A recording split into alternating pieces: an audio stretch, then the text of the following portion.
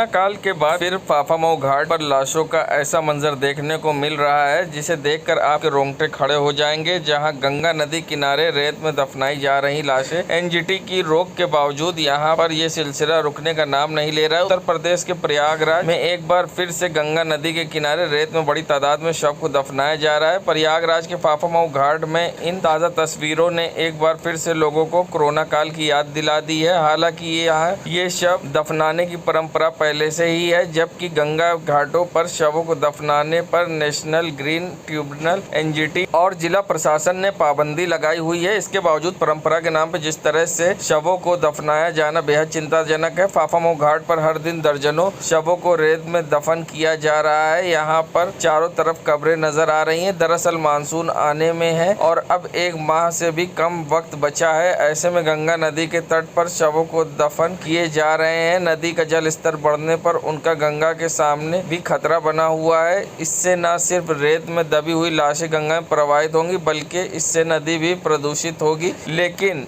जिला प्रशासन से लेकर नगर निगम अभी तक अनजान बना हुआ है। पिछले साल कोरोना काल में शव को गंगा किनारे दफनाए जाने की खबर ने दुनिया में हंगामा मचा दिया था। इसके बाद हरकत में आए प्रयागराज नगर निगम ने रेत में सैकड़ों रेत से बाहर निकलवाकर उनका दाह संस्कार करवाया था शवों का। फिर प्रशासन ने नदी किनारे रेत में शव दफनाने पर रोक लगा दी थी। इस रोक के बावजूद अब गंगा किनारे धड़ल्ले से शव को दफनाए जाने का सिलसिला बदस्तूर जारी है। अपने परिजनों का अंतिम संस्कार करने आए शख्स ने कहा कि अगर फाफामऊ घाट विद्युत शवदाह गृह और अंतिम संस्कार के लिए लकड़ी उपलब्ध हो तो इससे तरह से शवों को दफनाने की जरूरत नहीं पड़ेगी। हालांकि कुछ लोग शवों को दफनाने और परंपरा भी जोड़ते हैं। ऐसे में क्या कुछ कहना है यहाँ पर शव दफनाने आए लोग का और क्या कुछ कहना है प्रयागराज के जिला अधिकारी का, आइए सुनाते हैं। परंपरा तो जो हिंदू धर्म की है वो जो है मुखाग्नि यानी जलाने की रही है।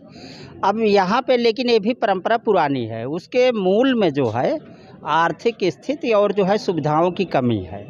अगर हमारे ख्याल से यहाँ पे अगर ये जलाने के लिए घाट और कुछ उनको आर्थिक रूप से सहायता दी जाए तो ये भी जलाना ही पसंद करेंगे।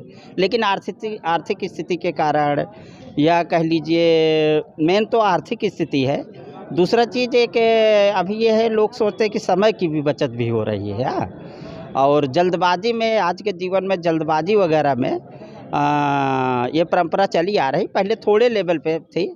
अभी देखिए विद्युत शवदाह गृह वगैरह बन रहे हैं तो वहाँ अगर चार्जेस कम है तो लोग जाना पसंद कर रहे हैं, लेकिन उतने लेवल पे अभी तैयारी नहीं हो पा रही है। एनजीटी ने और जिला प्रशासन ने शव दफनाने पर रोक लगाई है जी।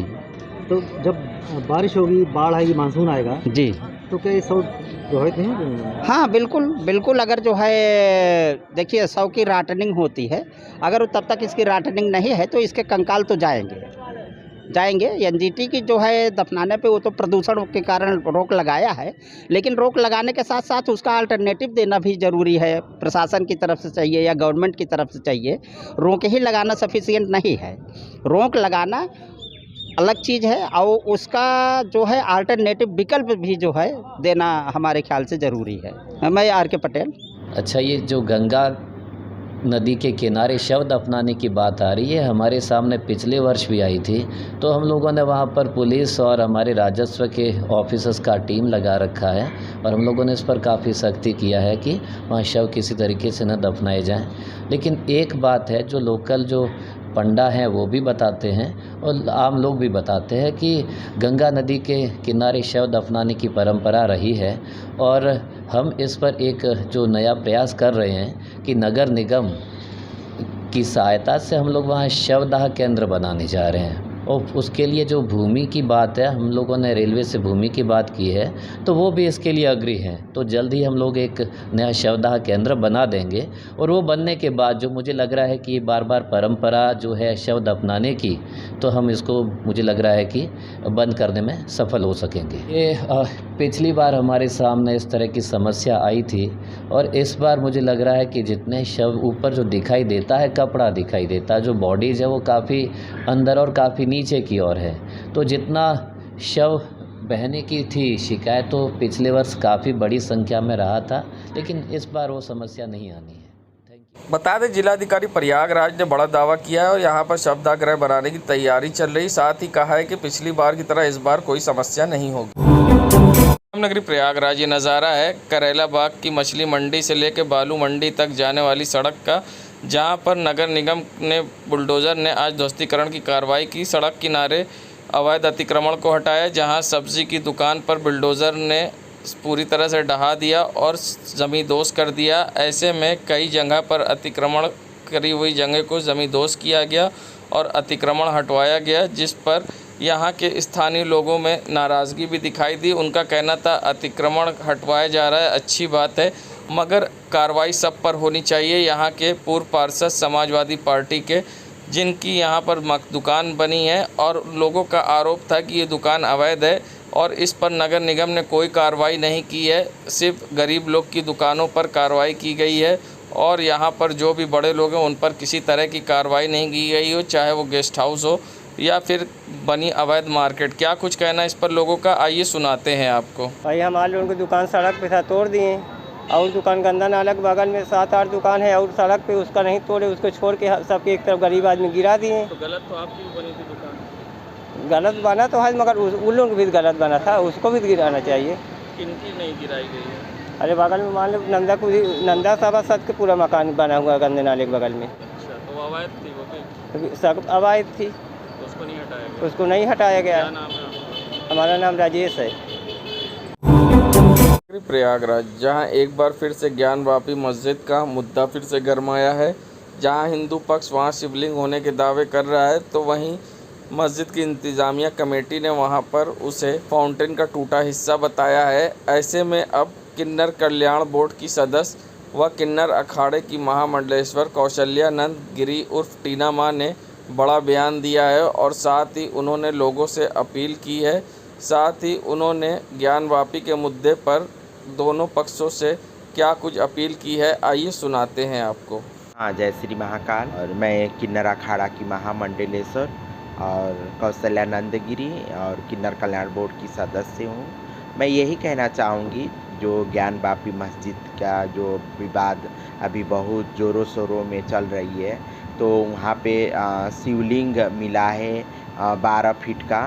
तो हम यही कहना चाहती हूँ कि सबसे पहले तो आप लोग देशवासियों, आप संविधान पे विश्वास रखिए और कानून है उन पे विश्वास रखिए, और हमारा हाई कोर्ट और सुप्रीम कोर्ट है उन पे विश्वास रखिए। उन्होंने वहाँ पे जिस वजू खाना है उसको अभी सील कर दिए हैं। हम यही कहना चाहती हूँ कि हम सनातनी का आस्था का विषय है, तो हम यही कहना चाहती हूँ कि यदि बहुत सालों से हमारे नंदी भी जो उधरे तरफ मुँह करके वो वहाँ पे बहुत साल से तपस्या किया, आज वो पूरा हो गया है।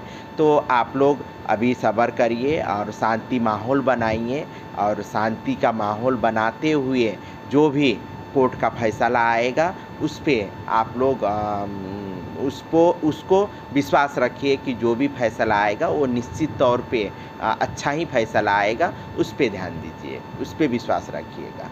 जी, जय श्री महाकाल।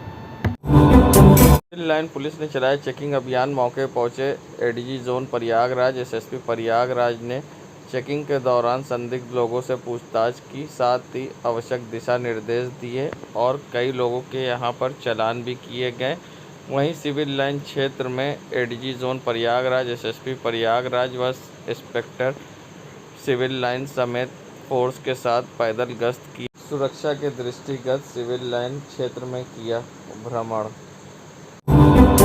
नगरी प्रयागराज में अपर पुलिस महानिदेशक प्रयागराज जोन के द्वारा जनपद प्रयागराज जंक्शन रेलवे स्टेशन पर पुलिस महानिरीक्षक प्रयागराज रेंज व वरिष्ठ पुलिस अधीक्षक प्रयागराज व एसपी सिटी प्रयागराज के साथ वाहन पार्किंग की व्यवस्था ली, सुरक्षा के जायज़ा भी लिया, साथ ही संबंधित अधिकारियों को आवश्यक दिशा निर्देश दिए। प्रयागराज जंक्शन पर पहुंचकर अधिकारियों संग लिया जायज़ा। संगम नगरी प्रयागराज में दिन पे दिन बढ़ती जा रही चोरी और चोर हुए बेखौफ। बता दें, प्रयागराज के अतरसुइया थाना क्षेत्र के अंतर्गत कल्याणी देवी मोहल्ले में चोरी करते नजर आया एक शातिर चोर। चोरी की पूरी घटना सीसीटीवी में कैद। देखने में साफ नज़र आ रहा है कि गाड़ी का हैंडल पैर से मारकर तोड़ा गया। उसके दो साथी रेकी कर रहे थे, जिसके बाद गाड़ी स्टार्ट करके चोर लेकर फरार हो गए हैं और घटना पूरी सीसीटीवी में हुई कैद। एसएसपी प्रयागराज ने 7 उप निरीक्षकों किया इधर सुधर। उप निरीक्षक विनोद कुमार को प्रभारी दशा सुमेध थाना दारागंज से प्रभारी चौकी टाइगर टाउन, उप निरीक्षक दुर्गेश सिंह को प्रभारी चौकी सिंगवेरपुर से प्रभारी चौकी भरतगंज, उप निरीक्षक आशीष कुमार राय को प्रभारी चौकी भरतगंज से प्रभारी चौकी सिंगवेरपुर, उप निरीक्षक शिवांशु कुमार पांडे को प्रभारी चौकी भीरपुर से प्रभारी चौकी सैदाबाद, उप निरीक्षक राम बहादुर को प्रभारी चौकी ढिंगधिया से प्रभारी चौकी भीरपुर, उप निरीक्षक हरीशचंद्र शर्मा को प्रभारी चौकी सिरसा से प्रभारी चौकी ढिंधिया थाना मांडा, उप निरीक्षक मुदित राय को प्रभारी चौकी महेंदौरी थाना शिवकुटी से वरिष्ठ उप निरीक्षक थाना कोतवाली प्रयागराज बनाया। बेहतर पुलिसिंग कानून व्यवस्था को चुस्त दुरुस्त रखने के लिए उठाए गए कदम तत्काल प्रभाव से किया स्थानांतरित। एनजीटी की रोक के बाद फाफामऊ घाट पर एक बार फिर लाशों का अंबार देखने को मिल रहा है। बहुत सारी कब्रें दूर दूर तक देखने को मिल रही हैं। अब ऐसे में बीजेपी के एमएलसी सुरेंद्र चौधरी का इस पर क्या कुछ कहना था, आइए हम आपको सुनाते हैं। मगर एक बार फिर एनजीटी के नियम के विरुद्ध हो रहा है यहाँ पर कार्य। मानसून करीब रहता है। एक रसूलाबाद घाट है, एक फाफामऊ है आपका गंगा पार, एक आपका छतनाग है, एक ही आपका अरैल तरफ है, आपका सिंगवेरपुर है और दारागंज में भी है। ज़्यादातर हमारे गंगा पार में ही बॉडी को दफनाया जाता है और जो रसूलाबाद ऊपर लेकर आते हैं उनको बॉडी को जलाया जाता है। निश्चित तौर पर कहीं न कहीं यह दर्शाता है कुछ गरीब व्यक्ति होते हैं जिनके कारण पैसे के अभाव के कारण या उनका मान लिया जाए कि परंपरा सदियों से चली आ रही है, कई पीढ़ियाँ उनकी बॉडी को दफनाया जाता है। कहीं कहीं ये मानता रहता है कि हम नहीं जलाएंगे, बॉडी को हम गाड़ के चले आएंगे। ये उनके मतलब कि पूरे परिवार, उनके विचार, उनके आने वाले पीढ़ी में, समाज में यह दर्शाता है कि हम गाड़ के चले आएंगे। तो निश्चित तौर पर अगर बाप जो है अपने बाप को मतलब वो बेटा गाड़ा है तो बेटा उनका बाप गाड़े मतलब उनके बेटे को करेगा। इस तरीके से एक परंपरा है और ये परंपरा हमारे यहाँ चली आ रही है। प्रयागराज में विशेष तौर पर बॉडी को दफना के चले जाते हैं और कहीं कहीं निश्चित तौर पर सबके दिमाग में रहता है कि नहीं बॉडी जलाए, हम जाए और गाड़ा। सुरेंद्र संगम नगरी प्रयागराज में जहां डग्गा मार वाहन व अवैध तरीके से संचालित हो रहे बसों को लेकर एसएसपी प्रयागराज ने सख्त कदम उठाए हैं और साथ ही उन्होंने बड़ी चेतावनी दी है और साथ ही उन्होंने बड़ी कार्रवाई की भी बात कही है। जहां योगी सरकार द्वारा इस पर सख्त कार्रवाई करने के लिए आदेश पारित हुआ था, जिसके बाद भी सड़कों पर अवैध तरीके से डग्गा मार बसें और वाहन संचालित हो रहे थे, जिसकी खबर पब्लिक वाइब ने प्रमुखता से दिखाई थी। अब इस पर संज्ञान लेते हुए एसएसपी प्रयागराज अजय कुमार ने बड़ी कार्रवाई करने का दावा किया है और उन्होंने कहा भी है कि हमने पहले भी कार्रवाई की है और इस तरह के कोई भी कार्य करने वालों को बख्शा नहीं जाएगा। ऐसे में क्या कुछ कहा है एसएसपी प्रयागराज अजय कुमार ने डग्गा मार वाहनों को लेकर, आइए सुनाते हैं आपको क्या कहना है इस पूरे मामले पर। आपको मालूम है कि प्रयागराज ज़िले में बहुत पहले से ही अवैध पार्किंग के खिलाफ, अवैध बसों के संचालन के खिलाफ, डग्गा मारी के खिलाफ लगातार अभियान चल रहा है। कई कार्रवाइयाँ भी सिटी और देहात क्षेत्रों में हुई हैं। अभी जो वीसी हुई है उसके अनुक्रम में और तेज कार्रवाई की जाएंगी और जितने भी इलाकों में ये सब तरह की गतिविधियाँ अगर चल रही होंगी तो उन थानेदारों की जिम्मेदारी फिक्स की जाएगी, बहुत कड़ी कार्रवाई की जाएगी इन पे। ARTO भी सक्रिय रहेगा इसमें, नगर विकास विभाग भी इसमें सक्रिय रहेगा। सभी लोगों की जिम्मेदारी इसमें तय की गई है। खासतौर पे पुलिस के जो लोग हैं, पुलिस और होमगार्ड्स के सभी लोगों को ब्रीफ किया गया है कि इस तरह की जो कार्रवाइयाँ हो रही हैं अवैध तरीके की, उनको रोका जाए। जो भी इसमें असफल होगा उस पर चौकी प्रभारी, थाना प्रभारी या CO उसके खिलाफ भी कार्रवाई की जाएगी। पूरी तरह से स्पष्ट साफ संदेश है कि अवैध बसों का संचालन, अवैध पार्किंग, डग्गामारी इत्यादि तत्काल प्रभाव से बंद हो और जहां भी ये करते हुए पाए जाएंगे उन पर कड़ी कार्रवाई अमल में लाई जाएगी। संगम नगरी प्रयागराज तिरंगे को देश की शान कहा जाता है, लेकिन कहीं ना कहीं नगर निगम के उदासीनता के कारण इस तिरंगे की शान में कमी आ रही है। इसे नगर निगम की लापरवाही कहें या फिर और कुछ और इस फटे तिरंगे को बदलने की ज़रूरत नहीं समझी गई। और गौर करने की बात है कि जिस रास्ते महापौर रोज़ आना जाना होने के बाद भी तिरंगा नज़र नहीं पड़ रही। हाँ, बता दें आपको कि चंदलोक चौराहे पर ही ये तिरंगा काफ़ी ऊंचाई पर लहराया गया है। बड़ी बात ये कि तिरंगा चौराहे पर लगाया गया है। शहर के कई चौराहों पर जहां पर महापौर का आवास है उससे चंद कदम की दूरी पर चंदलोक चौराहा है जहां पर ये तिरंगा लहराया गया है।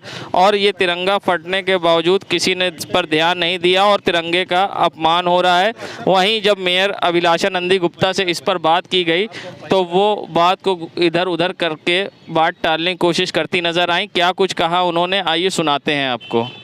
देखिए, तिरंगा झंडा निगम की तरफ से लगा हुआ है। नैनी में भी लेप्रोसी चौराहे के पास लगा हुआ है, हमारे जानसनगंज के पास भी लगा हुआ है और चंदलोक चौराहे पर भी लगा हुआ है। और वहाँ से आप जो ये कह रहे हैं फटा फटा हुआ है, वहाँ मेरा घर है और मैं रोज उसी रास्ते से निकलती हूँ। कोई फटा हुआ नहीं है। कभी कभी उसके जो सिलाई होती है और धागे होते हैं वो जब आंधी चलती है या तूफान आता है, क्योंकि ये मौसम इस तरह का है गर्मी का और हर रोज़ अक्सर दूसरे दिन आंधी तूफान आता है, तो वो कपड़ा ही है और बहुत ऊंचे पे है। और जब ऊंचाई पर हवा का दबाव ज़्यादा होता है और वो उस दबाव के कारण उसके कपड़े में सिलाई खुल सकती है, उसके धागे आगे पीछे हो सकते हैं, इसलिए ऐसा हुआ होगा। और अगर है तो हम लोग उसको तत्काल चेंज कराएंगे। लेकिन बाकी ये कहा जाए फटा फटा है तो फटा फटा बिल्कुल नहीं है, वो केवल हवा के दबाव से हो सकता है उसकी सिलाई खुल गई हो, ऐसा ही।